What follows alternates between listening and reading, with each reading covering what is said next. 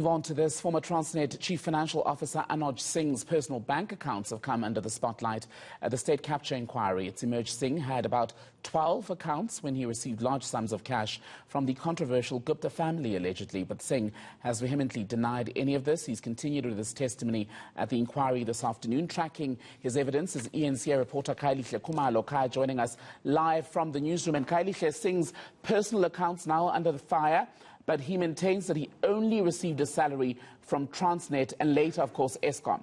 Well, that's right, Tsambegile. But of course, contrary now to the Fundudzi forensic report, it was commissioned to look at his lifestyle, to look at his bank accounts.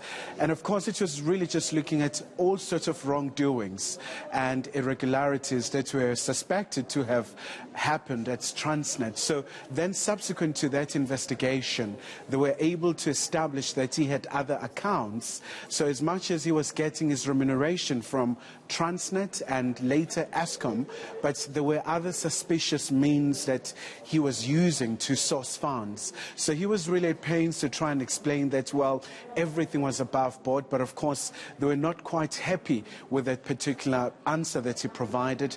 And in fact, as the proceedings were going on, he subsequently just wanted a lot of breaks. And at this point now, there has been an adjournment because he was not feeling well. And it was quite bizarre because when they just touched on the subject of accounts, that's when he said he was not feeling well. But let's take a listen to this interaction.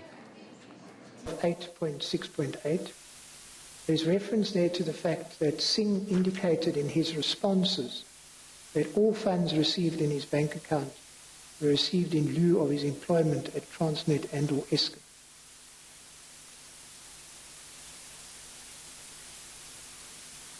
And then paragraph 8.6.10, Singh may have received funds from other sources to service his personal lifestyle, as there were minimal transactions in his bank account.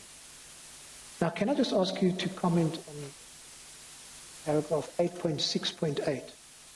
My understanding, and from what I've read, is that you were asked to comment on an earlier draft of this report in this regard, in relation to this account. Is that correct?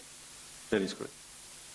And it seems from paragraph 8.6.8 that the question was asked of you as to what the source of the funds in this account were. That's correct. And Kailihle, before Salim Essa suddenly took ill this afternoon, there was more questioning about a meeting with Salim Essa. Again, he's denied that such a meeting ever took place.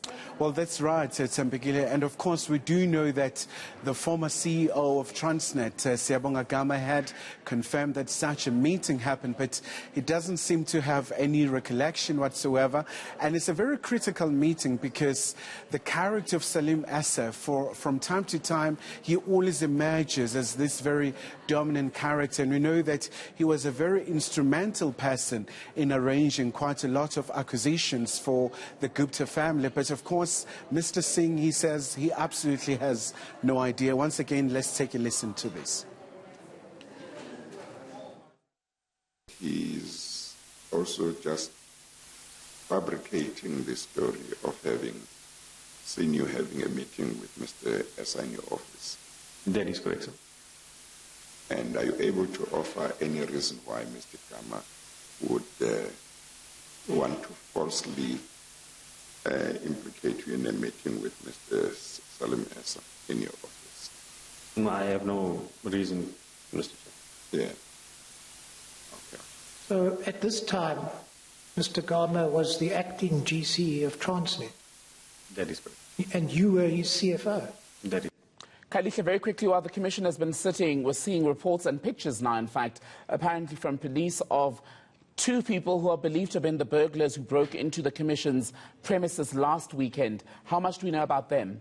Well, that's right, Tsambegile. So the police, they're saying that these individuals, now it's been established that they were armed, and they're really urging the members of the public, in light of them releasing these particular photos, not to try and confront them, but also, most importantly, they've been able to ascertain and glean through the video footage that has been able to reveal their identities. So the police also, they're saying they'll be working so hard, especially because it's quite important for them to make sure that that justice prevails in this particular instance, especially because this particular commission has a very critical task of making sure that it uncovers all the rots. And this is a bit of a setback for them. But of course, Justice Zondo was saying they'll not be deterred nor intimidated by this particular incident. And we'll hopefully be able to broadcast some of those pictures later. For now, Kylie Kumalo, our reporter, tracking the state capture inquiry. Thank you.